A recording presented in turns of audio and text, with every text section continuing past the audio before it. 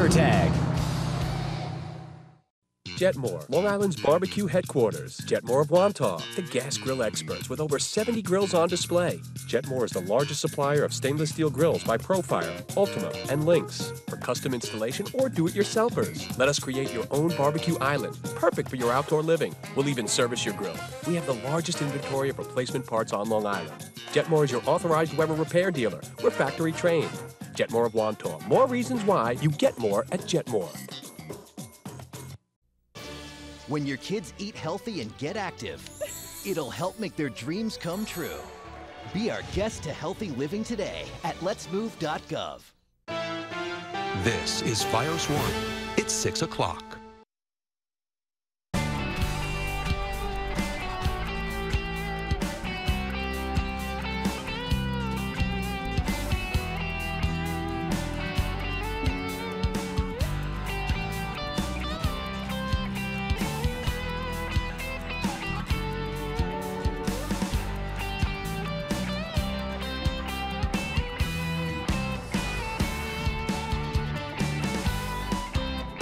We know we were sloppy. We know we were stupid.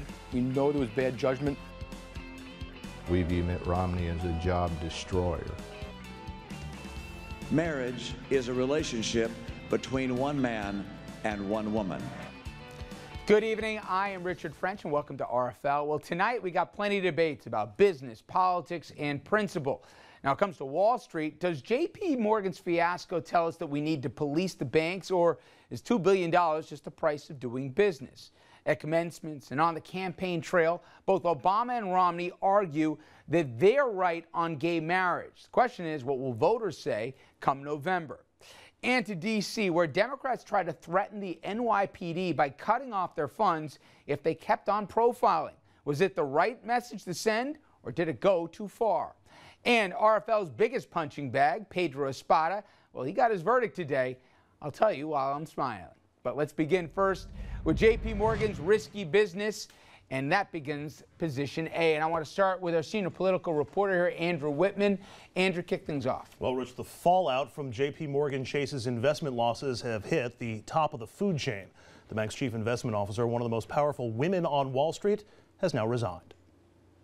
The numbers are big enough to boggle most of our minds. $2 billion is how much money J.P. Morgan Chase lost by making a risky trade. $14 million is about how much money Ina Drew made last year. She was the bank's chief investment officer, forced to resign because she headed up the unit responsible for that loss. And the man who accepted her resignation made $23 million last year, CEO Jamie Dimon. We're still going to earn a lot of money this quarter, so it isn't like the company's jeopardized. The boss apologized for the bad trade. He called it a, quote, terrible, egregious mistake. But Dimon can rest fairly comfortably knowing the bank is worth $2 trillion. $2 billion is a lot of money, but for J.P. Morgan, it's 0.1% of their assets. I mean, the bank is gigantic. It's huge. It's very strong. Aaron Task from Yahoo Finance says the concern is big banks are now bigger than ever. And if Wall Street's biggest and its reportedly best bank is making mistakes that look an awful lot like the ones that caused the 2008 meltdown, who else might be in big trouble? A week ago, people thought that they were rock solid. Now you have a little crack in the fortress, and people are wondering, is it just this one little crack, or are more cracks going to appear? Another bailout would cost taxpayers, well, that number is just too big to fathom. And that's why reformers are making a new push in Washington to close loopholes that allow those risky trades. And tomorrow in Tampa, it's J.P. Morgan's annual meeting. Some shareholders want to limit Jamie Dimon's power. Rich? I don't know if I'd hold my breath on that one, Andrew, but thank you. Let's bring in the table on this. Dominic Carter, political journalist, author. David Webb, radio talk show host and spokesman for the National Tea Party Federation. And, of course, Andrew, as you met, and Richard Brodsky. And let's see if we can have him get out of his shell here. He's always short on opinions. All right. Let me start with the aforementioned the shy one. Absolutely. You almost became New York's top cop when it came to enforcing Wall Street when you ran for AG.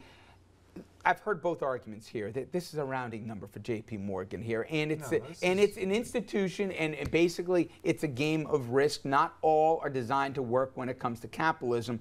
Others are saying this should be Exhibit A for why they can't police themselves. They need regulation. Well, you got to realize what's going on here. If they lose money, they lose money, like anybody else in this business. That's not in and of itself reason to regulate. The difference is that banks have accepted a grand bargain.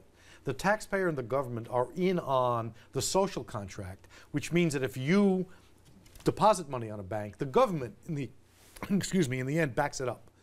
The exchange for that would be don't take risks with the bank's money. What happened here is that the private banking function got mixed in with the public banking function. The Volcker rule, Paul Volcker's idea that you shouldn't do that, is at stake. Jamie Dimon was leading the fight against it. He's got whatever on his face, and I think in the end this will help keep the bankers' money separate from the public's money, which is what this is all about. He's argued, Jamie Dimon, that Dodd-Frank wouldn't have stopped this, okay? And there's even debate that Volcker would have. Volcker probably would have, he would have said, but at the end of the day, I'm not going to the federal government for them to write a check here. You, the taxpayers, to bail me out for my mistakes. There are two ways out of this. You stop them from gambling. This is roulette that they're doing, not banking. Or you break them up. And there, where you have real competition, so no one is big enough to lose $2 billion and say it's a rounding error, there you have a solution. Either break them up, make them small competitive units in a free market system, or regulate them so that they don't implicate all of us when they make some stupid decision. David, what's your reaction when you hear the word regulate or more regulation when it comes to Wall Street? Well, what's really needed is effective regulation, and it really starts with the problem back when Glass-Steagall was repealed, which allowed this commingling to some degree. J.P. Morgan, this particular problem is not a matter of commingled funds. This isn't MF Global, where the funds were mixed and nobody knows where it went. This was private money, big difference from, say, a taxpayer dollars that they used. It is a rounding number. As far as regulation, yeah, we have regulations in place. The so-called Dodd-Frank bill, which has a huge legislative cost, which has not done anything to really resolve the problem, is not the answer. We have regulations on the books. We should use them. We should have enforcement. If someone does something illegal, it should be prosecuted. But part of that, people will say, is here we are sitting, 2012, and all the regulations that were promised, even moved on, haven't even all been put on the books yet. And there seems to be, and I'm not so sure where the public feels in this, because I think, frankly, after the first sentence, a lot of people let this gloss over. But Andrew, there's a sense to say, hold on a second. We've been down this road before. We were promised in 2008, never again. We weren't going to have these kind of things. We're going to have oversight. Somebody's going to watch these guys. They wouldn't be trusted to police themselves.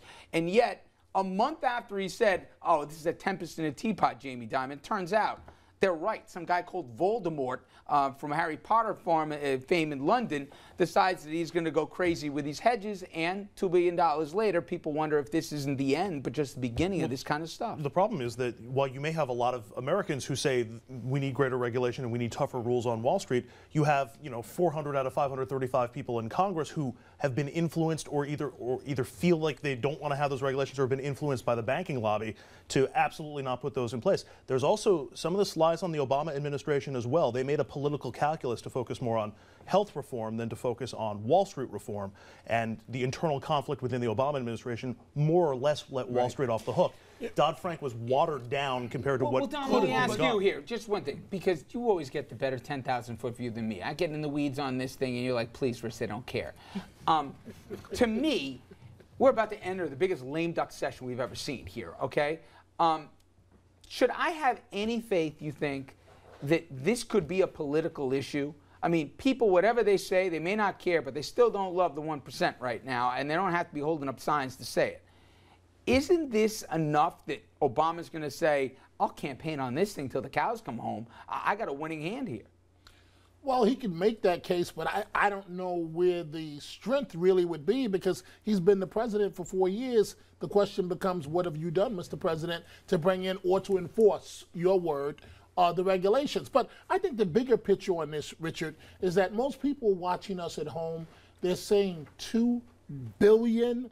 And if you just look back to 2008, I think if I said to you 4 short years later, we'd be having the same debate about regulation and $2 billion, you would say, Dominic, you're smoking drugs. But Dominic, there's a key difference here. We're talking about the difference between taxpayer funds and private funds.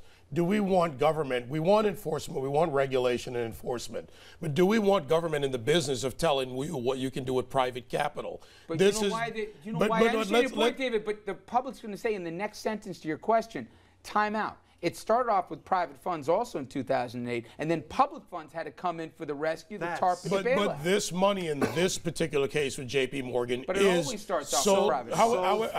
However, it's solely private funds, whereas people, if you want to look at the voter, and I like to do the political analysis where the voter sees it, voters also see it as taxpayer funds being used for things like Solyndras, that's $500 million plus, versus private funds. Well, that's all our tax dollars going into those kinds of programs. Nice try. And when you see Light Squared and all these other companies, that's a big difference than a private company. You did very well for the first half because your point. Judge, by the way, every answer. Well, you can judge, but you can't change the facts. Your point was that so far it's private funds. That's obviously true and I think important.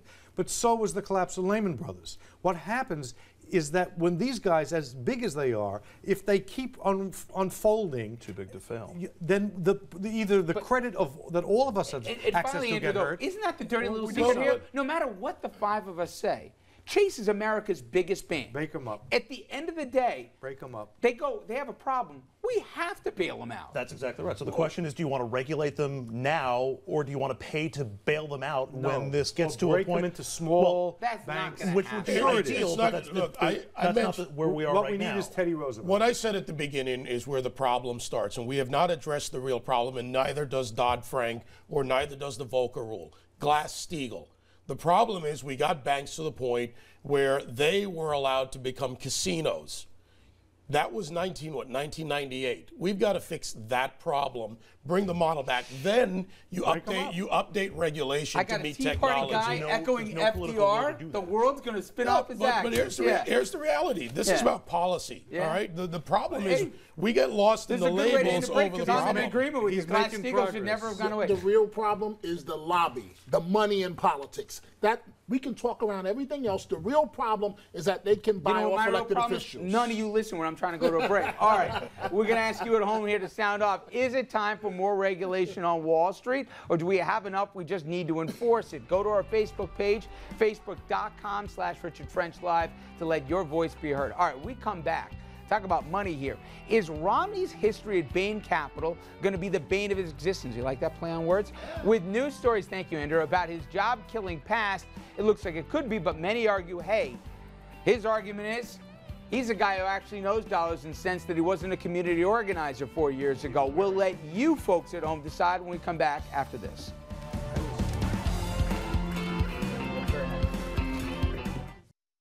I was a steel worker for 30 years. We had a reputation for quality products. It was something that was American-made, and we weren't rich, but I was able to put my daughter through college. That stopped with the sale of the plant to Bain Capital. I know how business works. I know why jobs come and why they go. They made as much money off it as they could, and they closed it down. They filed for bankruptcy without any concern for the families or the communities. It was like a vampire. It came in and sucked the life out of us. It was like watching an old friend bleed to death. As I look around at the millions of Americans without work, it breaks my heart. I was devastated. It makes me angry. Those guys were all rich. They all have more money than they'll ever spend, yet they didn't have the money to take care of the very people that made the money for them. Bain Capital walked away with a lot of money that they made off of this plant. We view Mitt Romney as a job destroyer. He's running for president, and if he's going to run the country the way he ran our business, I wouldn't want him there.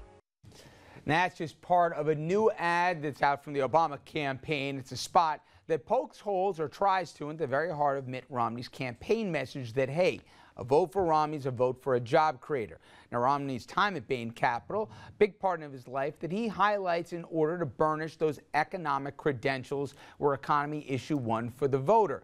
But those credentials are under fire because of claims that Bain, more of a job killer than job creator, and now Romney could be even for more trouble because of his association with the firm. One of his former partners at Bain, Ed Kennard, he's speaking out in favor of big money and big paydays for big innovators. In his new book, he argues in favor of economic inequality. The argument I make in the book is that innovation and the risk-taking that's required to achieve it is valuable for the economy and the middle class and the working poor, and that we need more of it. We create one more Steve Jobs, we need 1 million more Steve Jobs, but if we create one more, we have to ask ourselves, is that good for the middle class or not good for the middle class? I think that we ought to be very careful about reducing the incentives for successful risk-taking. Well, I sure would like to find a lot more Steve Jobs without increasing income inequality. If that were possible, when we look at real-world examples, we don't find many examples where that has been possible and has been successful. All right, he argues in his book, and you're going to be seeing a lot of them, income inequality, we need more of it, not less of it, and we've shown you the chart. I won't bore you with the numbers. We haven't seen the gap between have and have-nots like we see today unless you go back right after, I should say, the Great Depression took root. Wait, okay. Richard, before you ask a question, I want you to explain something to me. Whenever he does that, everybody knows the answer. But yes, I'm ready, Dominic. It's a rhetorical question. It's not a rhetorical question. I really don't understand what that man is arguing. I can tell you right now. You're telling me we need income inequality? Because I'm around a lot of guys, not bad people, but a lot of guys who, after the first drink or whatever, wherever after they've played around or something else, say exactly the same thing as him. Names. I'm not. They feel that Wall Street and the financial sector in particular has been so maligned here over the last 4 years that they've had it up to here. And they know they don't want to say it out loud, but they've had it up to here. And that guy articulates for many of them what said, hey, I busted my you-know-what. I earned my money here. I didn't break any laws. And just because all of a sudden people don't like the way things are going, capitalism has become a four-letter word. He's confusing innovators, people with ideas, people who build companies, with people who manipulate capital. The big increase in income is not going to the young Steve Jobs, the people struggling with ideas. It's going to people who sell and buy derivatives. The notion that you can defend this kind of income inequality as good for the economy, it's the fall of the Roman Empire all over again. Well, David, let me ask you though, but can I ask you, part of that guy's argument, and it's not yours, I'm just telling you, is you need lower taxes as a way to incentivize innovators here to put more of their money into the market. You need lower taxes on the top 1% because then they'll pour the money back in there, they'll hire more people, they'll start more businesses. Are you buying what he's selling? On that track of the tax equation to hire into productivity, to job growth, to wealth creation, yes. It's a proven fact if you look at the numbers over about 4 decades. Also, we've got to look at what this really is. Venture capital is found on Wall Street. If you're an innovator and you can be in your garage as Wozniak in Jobs War with $1,300, you eventually got to get money from some financial sector to invest in you. What did one of the co-founders of Facebook just do? He just became a Singaporean citizen so he could move money out of a bad tax system. The problem we have here is we are not having a fair tax system that, yes, there's a level of taxation that is fair. There's a level of taxation that allows for money to be reinvested rather than playing defense. When you got Ernst & Young, who last November hired 30,000 new accountants, they didn't hire 30,000 new accountants because they just needed more to make job growth. They hired them because companies and corporations and private individuals are paying defense against an overburden in regulatory structure. David, just if I could, David, what I think, at least why the Obama campaign put together that 10-minute spot, we only showed a fraction of it, is to say, these guys working at the plant, working there for 30 years. Not that the plant was going to survive in perpetuity. The world changes, okay? And manufacturing is going to go to places. But why should a firm be able to come in, buy the firm for 50 cents on the dollar, clear everybody out, take it as a write-off here and put money in their pockets and be called a job creator? And to people, and I don't think it's just in Ohio probably where that ad's going to be targeted or some of the Rust Belt states. There's been a lot of that, it seems, over the recent years where you get a tax break to go ship your job overseas when you can still make a profit in the States.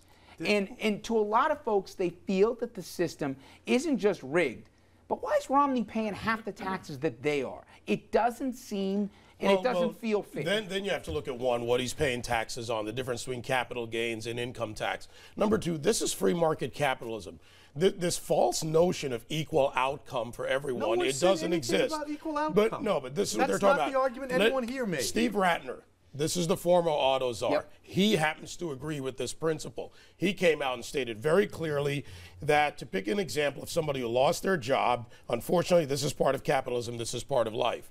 The better that someone does, the better opportunity they're offered, better someone or a company does, the better they're able to grow, build, expand. And I talk to a lot of people who do the same thing. So, you know, Obama may want to use this, it's good political tact for his base, but blue-collar Democrats and Americans who are out there looking at it don't want to be taxed out of that point. The American economy was at its peak in the 40s and 50s and 60s when innovation was there, where job creation was there, and the effective tax rate was 70%. I don't know what chart you're looking at, but there isn't a statistic in the world that agrees with that. Okay, you're wrong. I'm wrong. This is the economics of America. That's not an argument. That's an accusation. The fact of the matter is that if you look historically, even under Reagan, even under Clinton, in the era when the economy was booming, the government was investing in the economy because it had enough money to invest. And it is in the last 20 years where income inequality and tax cuts for the rich have become mantra that we've seen the economy decline. Actually, in the Reagan years, and you're wrong on this, when Reagan cut that tax rate was cut, we went to a point of 7.3% growth. And especially in the second term, we saw growth. And by the way, this isn't just America. Let's go back to the Reagan tax Israel is a perfect example of what we're not doing wrong. Israel has a 4.8% growth on the same model. We don't live in Israel. Great country, but we live in America. You're comfortable with a presidential candidate where his claim to fame is that he comes in, cuts a man's job. That's not his claim to fame. Cuts a man's job. That's his business. And the person that lives in Ohio somewhere is out of work with no other skill, and their family has nothing, and you don't have a problem with that? First of all, I'm not into class warfare, which is what we see play out in this campaign. I'm into free market capitalism. And here's the reality. Let me answer the question. If Romney had cut your job? You know what? It could happen, and my job has been cut before. You know what I did? What a lot of other Americans do. I stand up, I go find another path, and I work. And when my last radio show didn't go the way I wanted it, I stood up, found another path, got more partners, and went to work. That's how it works. And when you do that, when on an aggregate, a population works that way. So you consider Romney a job creator? Do you really consider him a job creator? The net gain from Bain Capital is well over 100,000 jobs. That is a number, not a statistic. Wow. And that is a result of companies that he was accused of killing. Wow. One company which was sold for $1.2 billion. Andrew, want to get a word in here before we hit the break? No, I'm fine. I'll just let the table go. Wow. Is the best you can do with that. Wow. The notion that we have to make billionaires trillionaires in order to have an economy that supports the middle class is a kind of economics that has failed under Bush. It's failed in the first years of the Obama administration. And if we're ever going to get back to an economy that benefits the people of this country, there's got to be a readjustment. Then we should address the Buffett rule, which is one of these failed ideas that would raise $4.7 billion a year. We will keep this debate which is going as much into as we commercial borrow break, in a guys. day. Keep it going. When we come back, the other issue, not about dollars and cents, but somehow we're fighting the culture wars all over again in an election. I didn't see this thing coming. Same-sex marriage. The debate rages on. Newsweek, if you saw the cover, you know what I'm talking about. They're calling Obama the first gay president in a new controversial cover because, A, they want to sell magazines, but also because of his sympathy for gay rights. What do you think of this cover, and how's the issue going to play out for the campaign? Could this actually get him votes, or will it cost him? Stay with us.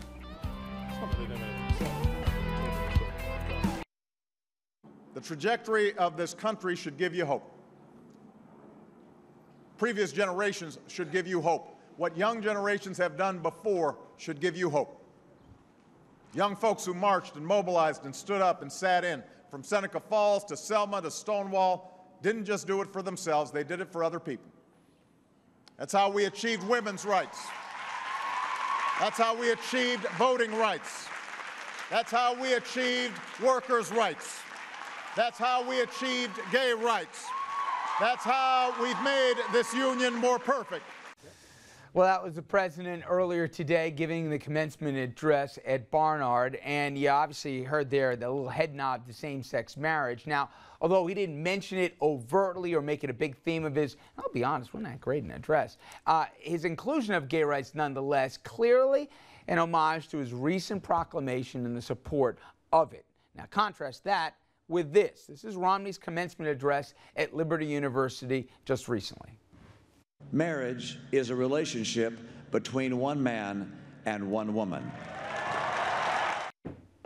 In the meantime, you have former presidential candidate Rick Santorum, I'm sure Romney loved this, offering his 2 cents on the issue and underhandedly questioning Mitt Romney's commitment to opposing same-sex marriage. This is a very potent weapon, if you will, for Governor Romney if he's willing to step up and take advantage of a president who is very much out of touch with the values of America. And hopefully Governor Romney will continue to stand tall for his position on this issue and understanding how detrimental it would be for society for it to have this change. All right, now I'm sure Mitt's like, thanks a lot, Rick, appreciate it. But on the other side of the coin, Obama's coming out party, if you will, in support of gay marriage, it's being applauded, at least when it comes to this cover. There's Newsweek, anointing Mr. Obama with a rainbow halo, dubbing him the first gay president. And they said, hey, it's similar to when we called Bill Clinton the first black president. This comes under the heading of Stop Helping Me. Yes, exactly. Well, I'm going to start with you, Andrew. A week ago, you know, right when the president was ready to kick Biden out of the Oval Office, did you ever see this being a net, at least the Obama campaign says this is going to get us more votes than it's going to cost us. Did you see it coming? No, I absolutely didn't, although I'm heartened once the decision was made for him to go public and support same-sex marriage that he would support it all the way.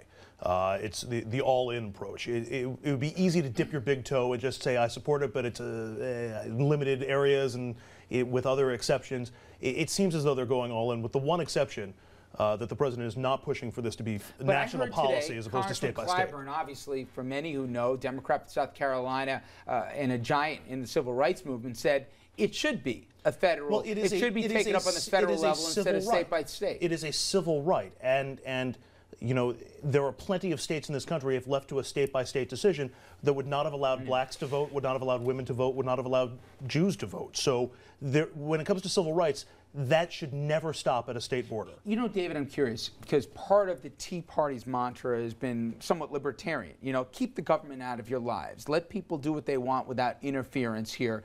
Solutions are in the hands of people, not government.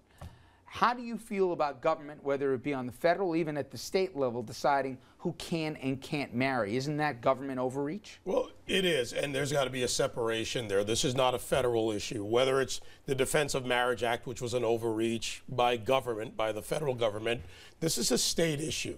And why should North Carolina be able to decide who can and can't get married? Because that's the way our Constitution is written, and that's the way the state's constitutions are written. That's what they said and about look, slavery. well, let me finish. I take the Christie position on this, and he stated it well a couple of months ago. Governor Christie, New Jersey. But anyway, yeah. No, but here's what he said. To all the Democrats who wanted to attack him on gay marriage, and put it on the ballot. Let the people have their vote. Insane. And by the way, put civil rights on the ballot. Well, put the rights of African Americans in the 1950s on the ballot. That's over. That's past. We're on this issue now, and that's the silly argument. I want to hear David. But David, I think But if you will, I think that argument, we had that conversation at this table when Christie said it. Go back not too many years, guys, and you and Dominic got a better first-hand seat to this than I do. If they said, you know what, we'll decide if blacks get to vote, if blacks get to marry whites, because we'll put it on a ballot. And if the minority of the people in the state think that blacks should have those equal rights, then you won't get them. I hear that argument, but first, you're trying to draw an equation, and look, this debate will never be solved, never be ended. Sure. Whether gay rights is a civil right, or whether it's, you know, you should just have civil unions, or whatever the case may be, because they're keeping us in the silly argument of civil right over constitutional issues. We need to be in the Constitution. This is a this is about the Constitution. This is a state issue. Period. How many examples do we have? You're ducking. No. If the Tea Party stands as a matter of principle for limited First government, of all, the Tea and Party's the not rights, the Constitution of the United States. I didn't say that it was written by people a while back. Richard, you want silly arguments? I'm not getting into it. The bottom line on this hold on a is second. Democrats I fear will the not very thing they permit asked for. The notion that putting the rights of Americans to a vote is a silly argument. It goes to the heart of the American experience. When did I say not put it to a vote? I said put it to a vote at the state level. And I say that when you start electing people to decide my individual human rights, you've undone the American experience. You are electing people to decide before your civil rights. Not my human rights. You've always told me, don't always believe the polls because some people don't want to say how they really feel. That's right. And I've noticed a few black churches here. He's already lost support of one pastor on this issue, and they don't like to call this a civil right. I might, but they civil rights is different than this. This is marriage The truth is rights. that's not talked about. African Americans get offended privately But they're not when, going to vote for when they're Romney. compared. So net, my friend. And They're not going to vote for Romney. They're not going to leave Obama. The African American vote is not going to leave Obama. Does this help Obama or Romney? I think Romney. Wait. Let me just say this. Right now, we're looking at a love fest from the media, and we know the media will love you and turn on you at the drop of a dime. Obama may be Obama may be raising a lot of money right now, but we'll see how this plays with voters in those swing states. He just hit with the the key economy point. and this issue, this could cost him the election. Dominic said it best. This was about the money. 1 in 6 bundlers for Obama, the gay lobby. There are 4 million reported cases in this country. It was about the money. There ought to be a limit. And when At you long last, sir, have you no decency? First of all, I have a lot of decency, Well, and we he's come right about back the as they black debate community on decency. this. Our favorite New York politician is back. I have a thought, just a possible one. We may all agree here that justice may be served. We'll see if there's consensus on Mr. Pedro after this. Uh-oh, Pedro.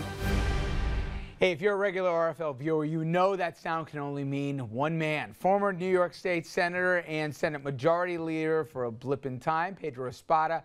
He in very, very hot water. And RFL senior Espada reporter Andrew Whitman tells us not only the trouble, but also the verdict. Rich, looking back on the 2009 power coup in the New York State Senate, and I still get nightmares about it, no single person more responsible than Bronx State Senator Pedro Espada Jr. Today, Espada was convicted on 4 counts of embezzlement, while the jury deadlocked on additional counts against the former state senator and his son. It's not clear if Espada and son will be retried for those deadlocked counts. They'll have to pay as much as $448,000 in restitution and could be sentenced to up to 40 years in prison. Espada, appropriately enough shown here throwing money at protesters, stole more than $500,000 from the healthcare network he founded, jurors found, using it as his personal ATM, billing the publicly financed health system for all sorts of goodies, from a Kenny G concert tickets to a petting zoo for his kid's birthday, giving cash to a relative to write a book that never happened, and my favorite, $20,000 worth of sushi. Espada, seen in this clip walking out of an interview he did with me in 2009, says he just got paid really, really well by that healthcare network. He claims the prosecution is all political payback for his role in the Senate coup. And as Pedro exits stage right on our camera, he is probably going to exit stage right from public life. Looks as though he's off to the Who Scout. Let me try and take what was an ugly chapter, and he wasn't alone there in that awful time in Albany that you knew all too well, albeit from the Assembly chamber. Has Albany really, I mean, was that the low point? Has it really turned around since then? Well, yes and no, because the problem that has affected the legislature and the governors has very little to do with this kind of corruption. This kind of corruption has always existed. It's always awful. There are plenty of laws to deal with it, and there's nothing surprising about this. The problems that really have affected the state government had to do with the grinding impact of big money in legal ways, in elections, and even the way in which Governor Cuomo helped put together $12 million from 20 real estate guys to influence the budget, the austerity Tea Party budget that he initially adopted. So this is terrible stuff. It's over. The best thing we can do is turn our attention to the things that matter and the kind of reforms that make the system function. We started off the show talking about how lessons went unlearned from 2008 to today when it comes to Wall Street. Were these just 3 rogue actors, if we have time to get into the names, or has there really been a seismic shift where there is more transparency. People really do know whose hands are in whose pockets when it comes to influence and access. But the fundamental problem of large amounts of corporate right-wing money in politics exists. It ain't across just the right board. wing. When we go through some of these names, to be fair, Espada was a Democrat until he became a Republican to be chairman. He was never a progressive, believe me. Okay, now he's progressive. My point though is across the board. Here's the problem. We're discussing an idea or an issue of illegality, of insider, of all the influence, and you have to go to the right wing. Plenty of money flows in on special interest. But that interest is outside of this. That's not what happened in any of these cases with the 3 of the 4 amigos who are now on their way to prison, and we'll show their pictures in just a second. Three of the four, as I said. It's that what they did would be criminal anywhere. The problem is they found themselves in between the parties in the balance of power in Albany, so nobody really wanted to turn the screws on them and really force them out. You mentioned that summer. I also get the EBGBs here. Here's the problem. We're going to jump to a break here. I'm sorry, you're learning about the breaks here the hard way, David. When we come back, one New Jersey politician wants to cut off the NYPD's funding because he says they engage in racial profiling. Now, is that the tough message that they need to get here, or does it go too far? We'll tell you about that story after this. The purpose of this amendment is simple: to prohibit any federal funds from flowing to law enforcement organizations that engage in any form of racial, ethnic, or religious profiling. Profiling is wrong. Profiling on the basis of race, ethnicity, and religion is a violation of core constitutional principles. Profiling is also wrong because it is not good policing. Profiling is an unthinking, lazy, unprofessional approach to police work and intelligence work, and it only raises the risk that the real plot will slip through the cracks. Indeed, profiling is counterproductive. Now, that Congressman Rush Holt, and as many New Jerseyans know, lawmaker from their home state, introducing his racial and religious profiling amendment, which would have prohibited any federal dollars from reaching organizations that engage in racial profiling. Now, he didn't say anybody by name, but you didn't have to be Kreskin to see where he was going. He went on to condemn the NYPD specifically for its alleged pattern of targeting and profiling Muslim citizens without probable cause, an approach that he called, as you heard there, sloppy and unprofessional. Issue came to light following the Associated Press, the AP's investigative series examining how Muslims may have been targeted by the NYPD. We've talked about it on the show, and the gripes that have surfaced following the investigation, let alone stop and frisk that we've talked about on this show. Okay. Vote was shot down largely on party lines. 11 Democrats joined every Republican in saying no to it, but just about every Democrat at the end of the day said, I'm with Rush. I'm going to start with you. David, do you think at the end of the day that if somebody, you know, if we believe that there's constitutional protections that are being violated right there over privacy, among others, that the federal government shouldn't be subsidizing that kind of exercise? Well, the federal government shouldn't subsidize any illegal behavior, but where has been the illegal behavior? The NYPD has been looked at by the Department of Justice, including the current Eric Holder Department of Justice.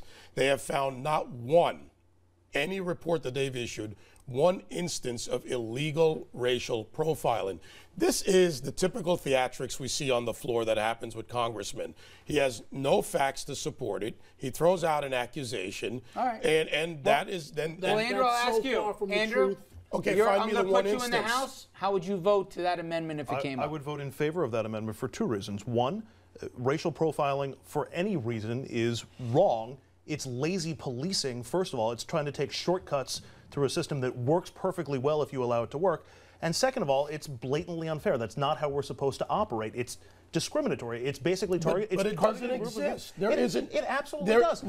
Find me one instance where the NYPD has been. How about the Muslim group that went rafting down the Delaware with members of the NYPD in tow? 50,000 of them. Yeah. Name one. Name the instance right now, because you don't have one. Stop and frisk is racial profiling. You know what? Hold it. Let's talk. Hey, guys, just one thing. I don't think anybody's going to debate with the mayor's office himself defended it, but they went outside jurisdictions and they specifically targeted Muslim students. Now, some can say, I stand by the practice, but nobody's going to debate They didn't look for guys named Whitman, French, or Carter. They were going after Muslim students. And I'm going to ask you two guys the same thing. Don't have a lot of time. This would have cut off funding to the NYPD, arguably would have compromised security for New Yorkers, but at the same time it was a principled vote. How would you have voted? Well, in the end, I agree with it, and I would have and have in Albany voted this way. But I don't think he intended it to become law. I think what it did, and very skillfully, is precipitated in the public mind a discussion of whether you really want cops stopping American citizens in the street unless they have reason to do so. Dom, real quick. Quickly, when racial profiling is going on and the police commissioner is in denial and the mayor of that city is in denial defending it, what else are you supposed to do?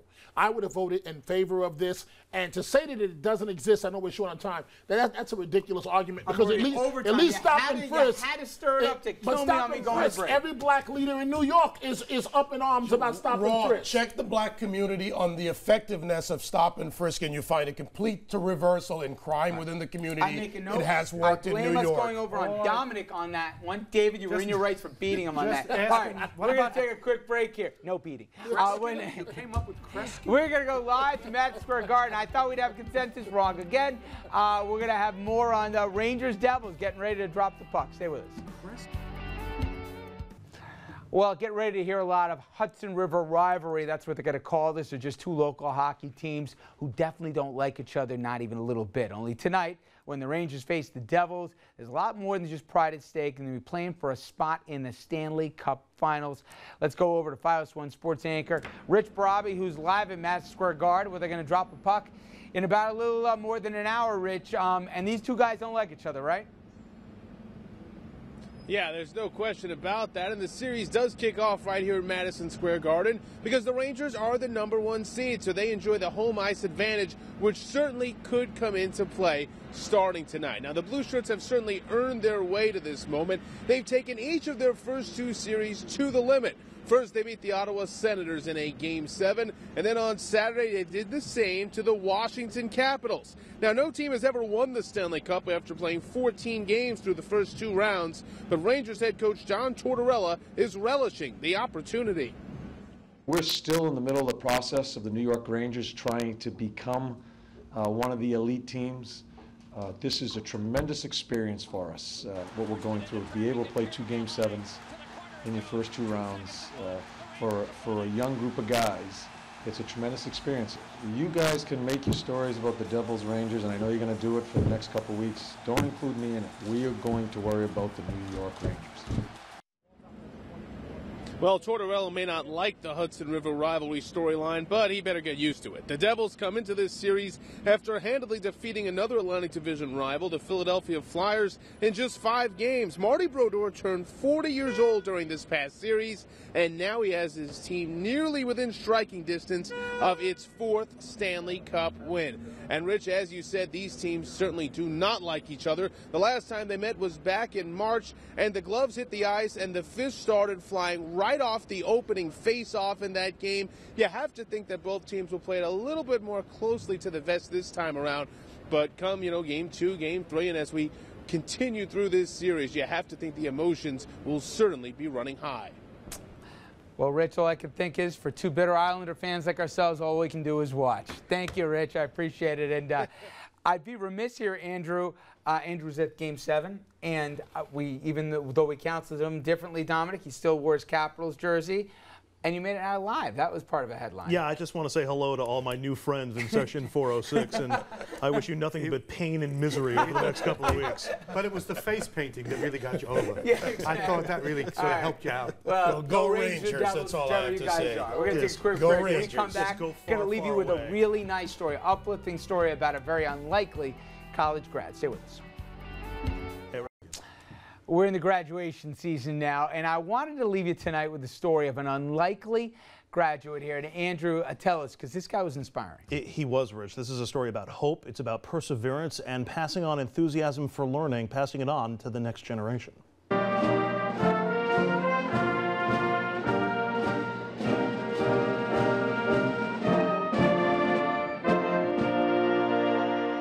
The pomp and circumstance of graduation day. As proud parents scanned the capped crowd for their graduate, they might have noticed some silver hair peeking out from one of those caps. That man with the contagious smile is Charlie Ball.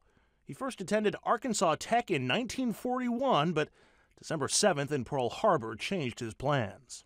Joined the old Army Air Corps, and they sent me for pilot's training down in Texas.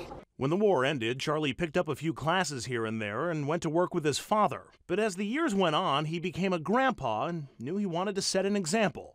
So he worked with Tech to compile his transcripts. We were able to put all that together, and we discovered, and he discovered, that it was possible to graduate. He called his granddaughter Madeline to share the news. He said, "Guess what I'm doing on May 12th?" And I said, "What are you doing, Grandpa Charlie?" And he said, "I'm graduating from college." They thought it was good. I said the reason I was doing it so that I'd get them all enthused. My grandchildren would all get their degrees too. Everyone knows who he is and that they are all inspired by his story and that he never gave up. I've been in this business for 44 years, and I've never had such an honor as to be able to confer a degree on a gentleman like Charlie Ball. That's a real nice story. Yeah, he's now the oldest graduate in Arkansas Tech history. Thanks, everybody, for joining us. We're going to see you here tomorrow night at 6 o'clock. David, everybody, thank you so much.